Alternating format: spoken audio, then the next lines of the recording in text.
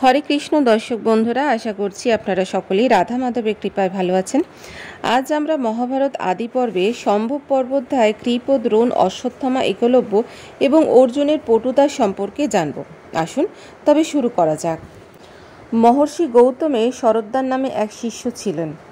তার ধনুর্বেদে যেমন বুদ্ধি ছিল, বেদাধ্যয়নে তেমন ছিল না। তার তপস্যায় ভয় পেয়ে ইন্দ্র জানপদী নামে এক অপ্সরা পাঠালেন। তাকে দেখে শরদ্দানের হাত থেকে ধনুর্বাণ পড়ে গেল এবং রেতপাত হলো। সেই রেতে একটি স্বরস্তম্ভে পড়ে দুভাগে ভাগ হলো। তা থেকে একটি পুত্র এবং একটি কন্যা জন্মগ্রহণ করল।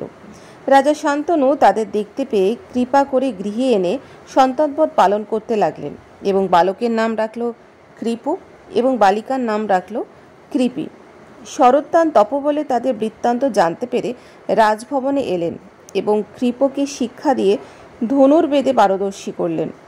যুধিষ্ঠির, দুর্যোধন প্রভৃতি এবং বৃংশবংশীয় ও নানা দেশের রাজপুত্রগণ এই কৃপাচার্যের কাছে অস্ত্রবিদ্যা শিখতে লাগলেন। ভরদ্বাজ ঋষি গঙ্গোত্তরী প্রদেশে বাস করতেন। একদিন স্নানকালে ঘৃতাচী অপ্সরাকে দেখে তার শুক্রপাত হয়। সেই শুক্র তিনি কলসের মধ্যে রাখেন এবং তা থেকে দ্রোণ জন্মগ্রহণ করেন। অগ্নিবেশ্য মুনি দ্রোণকে আগ্নেয়াস্ত্র শিক্ষা দেন।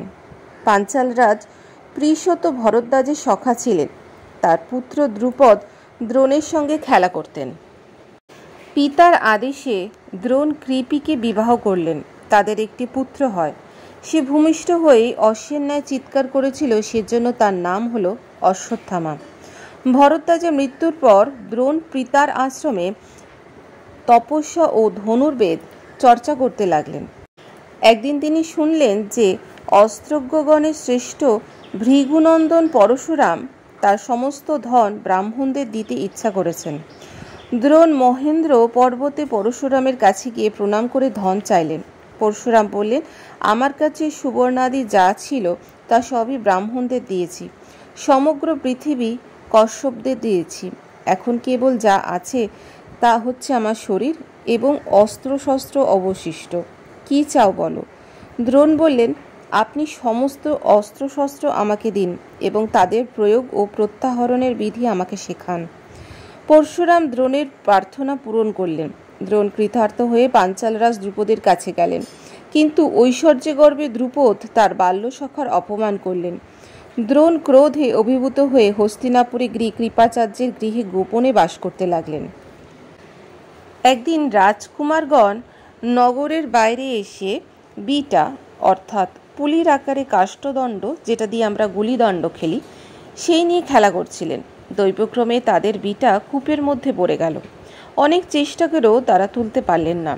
একজন শ্যামবর্ণ পক্ককেশ কৃষকায় ব্রাহ্মণ নিকটে এসে হোম করছেন দেখে তারা তাকে ঘিরে দাঁড়ালেন। এই ব্রাহ্মণ দ্রোণ। তিনি সহাস্যে বললেন, ধিক তোমাদের ক্ষত্রবল আর অস্ত্র শিক্ষা!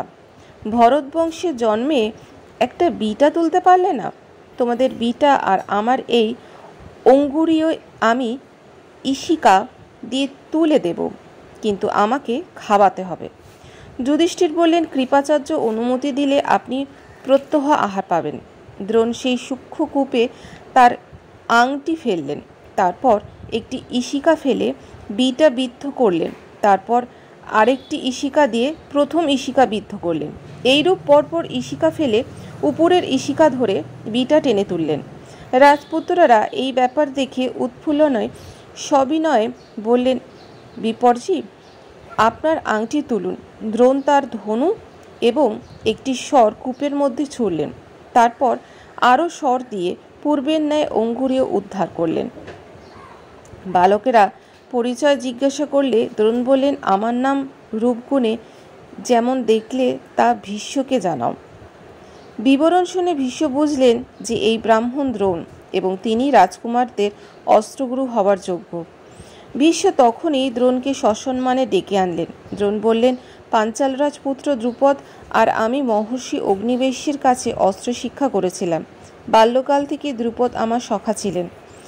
শিক্ষা শেষ হলে চলে যাবার সময় তিনি আমাকে বলেছিলেন, দ্রোণ, আমি পিতার প্রিয়তম পুত্র। আমি পাঞ্চাল রাজ্যে অভিষিক্ত হলে আমার রাজ্য তোমারও হবে। তার এই কথা আমি মনে রেখেছিলাম। তারপর আমি পিতার আদেশে এবং পুত্রকামনায় বিবাহ করি। আমার পত্নী অল্পকেশী, কিন্তু তিনি ব্রতপরায়ণা এবং সর্বকর্মে আমার সহায়তা করেন। আমার পুত্র অশ্বত্থামা অতিশয় তেজস্বী। একদা বালক অশ্বত্থামা ধনী পুত্রদের দুধ খেতে দেখে আমার কাছে এসে কাঁদতে লাগলেন। তাতে আমি দুঃখ দিশাহারা হলাম। বহু স্থানে চেষ্টা করেও কোথাও ধর্মসঙ্গত উপায় পৈশনী গাভী পেলাম না। অশ্বত্থামার সঙ্গী বালকেরা তাকে পিটুলি গোলা খেতে দিলেন। দুধ খাচ্ছি মনে করে সে আনন্দে নাচতে লাগলো। বালকরা আমাকে উপহাস করে বললে, দরিদ্রদনকে ধিক, সে ধন উপার্জন করতে পারে না, যার পুত্র পিটুলি গোলা খেয়ে আনন্দের নৃত্য করে। আমার বৃদ্ধ বংশ হলো। পূর্বের বন্ধুত্ব স্মরণ করে স্ত্রীপুত্রসহ দ্রুপদ রাজার কাছে গেলাম। আমি তাকে সখা বলে সম্ভাষণ করতে গেলে দ্রুপদ বললেন, ব্রাহ্মণ, তোমার বুদ্ধি অমার্জিত, তাই আমাকে সখা বলছ। সমানে সমানেই বন্ধুত্ব হয়। ব্রাহ্মণ আর অব্রাহ্মণ, রথী আর অরথী, প্রবল আর প্রতাপ রাজা আর শ্রীহীন দরিদ্র, এদের মধ্যে বন্ধুত্ব হয় না। তোমাকে এক রাত্রির উপযুক্ত ভোজন দিচ্ছি, নিয়ে যাও। দ্রোণ বললেন, এই অপমানের পর আমি অত্যন্ত ক্রুদ্ধ হয়ে প্রতিশোধের প্রতিজ্ঞা করে কুরুদেশে চলে এলাম।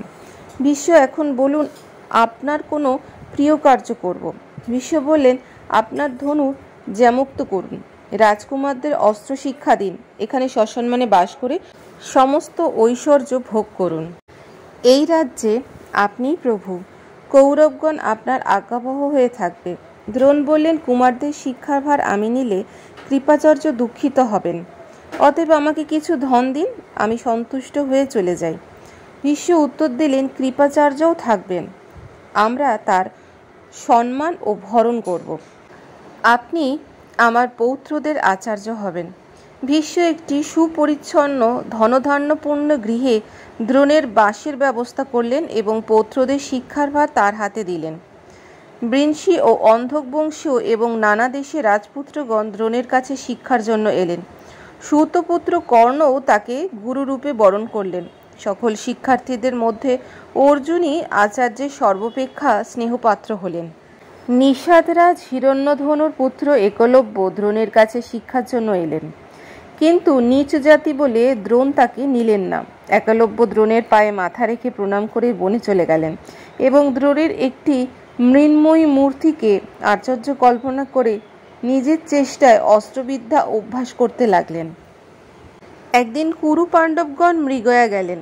তাদের এক অনুচর মৃগয়ার উপকরণ এবং কুকুর নিয়ে পিছন পিছন গেলেন। কুকুর ঘুরতে ঘুরতে একলব্যর কাছে উপস্থিত হলো এবং তার কৃষ্ণবর্ণ মলিন দেহ, মৃগচর্ম পরিধান ও মাথায় জটা দেখে চিৎকার করতে লাগলো। একলব্য একসঙ্গে 7টি বাণ ছুড়ে তার মুখের মধ্যে পুরে দিলেন। কুকুর তাই নিয়ে রাজকুমারদের কাছে গেল। তারা বিস্মিত হয়ে একলব্যর কাছে এলেন এবং তার কথা দ্রোণাচার্যের জানালেন। অর্জুন দ্রোণকে গোপনে বললেন, আপনি প্রীত হয়ে আমাকে বলেছিলেন যে আপনার কোনো শিষ্য আমার চেয়ে শ্রেষ্ঠ হবে না, কিন্তু একলব্য আমাকে অতিক্রম করলো কেন? দ্রোণ অর্জুনকে সঙ্গে নিয়ে একলব্যর কাছে গেলেন। একলব্য ভূমিষ্ঠে প্রণাম করে কৃতাঞ্জলি পুটে দাঁড়িয়ে রইলেন। দ্রোণ বললেন, বীর, তুমি যদি আমার শিষ্যও হও তবে গুরুদক্ষিণা দাও। একলব্য আনন্দিত হয়ে বললেন, ভগবান কি দেব, আজ্ঞা করুন। গুরুকে অদেয় আমার কিছুই নেই। দ্রোণ বললেন, তোমার দক্ষিণ অঙ্গুষ্ঠ আমাকে দাও। এই দারুণ বাক্য শুনে একলব্য প্রফুল্ল মুখে অকাতর চিত্তে অঙ্গুষ্ঠী ছেদন করে দ্রোণকে দিলেন। তারপর সেই নিষাদপুত্র অন্য অঙ্গুলি নিয়ে স্বরাকর্ষণ করে দেখলেন, কিন্তু স্বর পূর্ববৎ শীঘ্রগামী হল না। অর্জুন সন্তুষ্ট হলেন। দ্রোণের শিক্ষার ফলে ভীষ্ম ও দুর্যোধন গদাযুদ্ধে, অশ্বত্থামা গুপ্ত অস্ত্রের প্রয়োগে, নকুল সহদেব অসিযুদ্ধে, যুধিষ্ঠির রথ চালনায় এবং অর্জুন বুদ্ধিবল, উৎসাহ ও সর্বশাস্ত্রের প্রয়োগে শ্রেষ্ঠ হলেন। দুরাত্মা ধার্তরাষ্ট্রগণ ভীম ও অর্জুনের শ্রেষ্ঠতা সইতে পারতেন না। একদিন দ্রোণ একটি কৃত্রিম পক্ষী গাছের ওপর রেখে কুমারদের বললেন, তোমরা এই পক্ষীকে লক্ষ্য করে স্থির হয়ে থাকো। যাকে বলবো সে শরাঘাতে ওর মুণ্ডচ্ছেদ করে ভূমিতে ফেলবে। সকলে সরসন্ধান করলে দ্রোণ যুধিষ্ঠিরকে বললেন, তুমি গাছের ওপর ওই পাখি দেখছো? এই গাছ আমাকে আর তোমার ভ্রাতাদের দেখছো? যুধিষ্ঠির বললেন যে তিনি সবই দেখতে পারছেন। দ্রোণ বিরক্ত হয়ে বললেন, সরে যাও, তুমি লক্ষ্যভেদ করতে পারবে না। দুর্যোধন, ভীম প্রভৃতিও বললেন, আমরা সবই দেখছি। দ্রোণ তাদেরও সরিয়ে দিলেন। তারপর অর্জুনকে প্রশ্ন করলে তিনি বললেন, আমি কেবল পক্ষীকেই দেখতে পাচ্ছি। দ্রোণ বললেন, আবার বলো। অর্জুন বললেন, আমি কেবল মস্তক দেখতে পাচ্ছি। আনন্দে রোমাঞ্চিত হয়ে দ্রোণ বললেন, এইবার স্বর ত্যাগ করো। তৎক্ষণাৎ অর্জুন ক্ষুরধার সরে ভাসের চিহ্ন মুণ্ড ভূমিতে পড়ে গেল। একদিন শিষ্যদের সঙ্গে দ্রোণ গঙ্গায় স্নান করতে গেলেন। তিনি জলে নামলে একটা কুমির তার জঙ্ঘা কামড়ে ধরলে। দ্রোণ শিষ্যদের বললেন, তোমরা শীঘ্র আমাকে রক্ষা করো। তার বাক্যের সঙ্গে সঙ্গে অর্জুন 5 স্বরে কুম্ভীরকে খণ্ড খণ্ড করলেন। অন্য শিষ্যরা মূঢ়ের ন্যায় দাঁড়িয়ে রইলেন। দ্রোণ প্রীত হয়ে অর্জুনকে ব্রহ্মশির নামক অস্ত্র দান করে বললেন, এই অস্ত্র মানুষের প্রতি প্রয়োগ করো না, যদি অন্য শত্রু তোমাকে আক্রমণ করে তবেই প্রয়োগ করবে। এইভাবে দ্রোণ অর্জুনের প্রতি প্রীত হলেন। তাহলে দর্শক বন্ধুরা, এই ছিল আমাদের মহাভারতের আদি পর্ব, সম্ভব পর্বোধ্যায়, কৃপ, দ্রোণ, অশ্বত্থামা, একলব্য এবং অর্জুনের পটুতা। আগামী অধ্যায়ে আপনাদের সামনে আবার দেখা হবে পরবর্তী পর্ব নিয়ে। আপনারা ভালো থাকুন, সুস্থ থাকুন। রাধে রাধে।